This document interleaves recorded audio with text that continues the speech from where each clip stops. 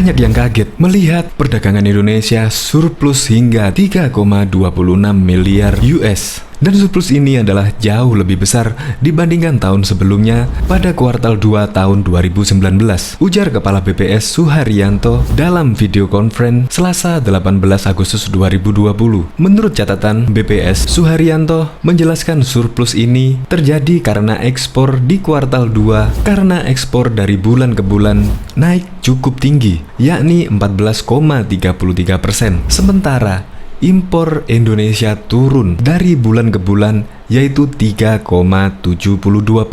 Membanggakan sekali, ekspor kita naik dan Indonesia bisa menekan impor. Secara rinci, perdagangan Indonesia ke Amerika Serikat tercatat surplus hingga 1,04 miliar US dollar dengan nilai ekspor 1,26 miliar US dan impor Indonesia sebesar 559 juta US. Sementara India surplus mencapai 466,9 juta US dengan ekspor sebesar 800 juta US dan impor 333,5 juta US. Dan sebelumnya Kementerian Perdagangan akan memaksimalkan serta memusatkan perhatian terhadap produk yang berkembang saat pandemi ini untuk menjaga perkembangan ekonomi ke depannya. Bahkan Wakil Menteri Perdagangan pun mengatakan, perdagangan adalah indikasi dari perputaran ekonomi, baik di sektor real maupun keuangan. Untuk perdagangan di luar saja, Jerry menyebut saat ini Indonesia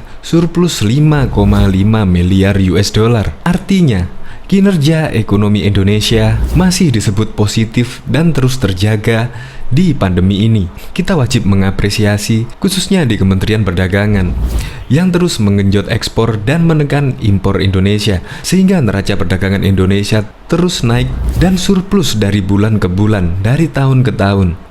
Untuk lebih lengkapnya, simak berita berikut ini. Good News Indonesia.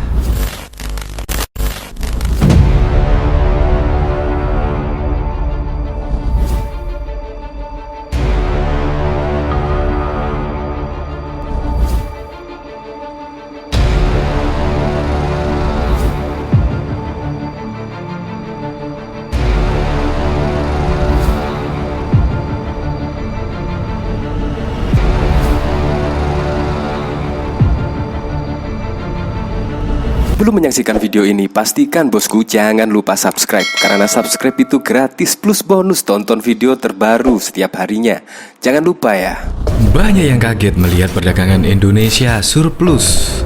Badan Pusat Statistik BPS mencatat neraca dagang Indonesia mengalami surplus 3,26 miliar US pada Juli 2020. Surplus ini jauh lebih besar dibandingkan surplus bulan sebelumnya, juga jauh lebih besar dibandingkan dengan posisi Juli 2019, ujar Kepala BPS Suharyanto dalam video konferensi Selasa 18 Agustus 2020. Menurut catatannya, Suharyanto menjelaskan surplus ini terjadi karena ekspor yang secara bulan ke bulan naik cukup tinggi, yakni 14,33%, sementara impor secara bulan ke bulan turun 2,73%. Jadi alhamdulillah pada Juli 2020 ini neraca dagang masih mengalami surplus 3,26 miliar US. Kalau kita lihat surplus ini didominasi oleh non-migas, kata kejuk. Secara rinci, neraca perdagangan Indonesia terhadap dolar Amerika Serikat tercatat surplus 1,04 miliar US dengan ekspor 1,6 miliar US dan impor 566,9 juta US. Sementara dengan India, surplus mencapai 466,9 juta US dengan ekspor sebesar 800,4 juta US dan impor 333,5 juta US. Dengan Filipina, neraca dagang Indonesia tercatat surplus 460,4 juta US dengan ekspor 490 juta, impor 30,2 juta US. Sebelumnya, Kementerian Perdagangan akan memaksimalkan dan memusatkan perhatian terhadap produk yang berkembang saat masa pandemi untuk menjaga perkembangan ekonomi ke depannya. Karena itu, kita harus melihat apa saja yang bisa dimaksimalkan saat ini.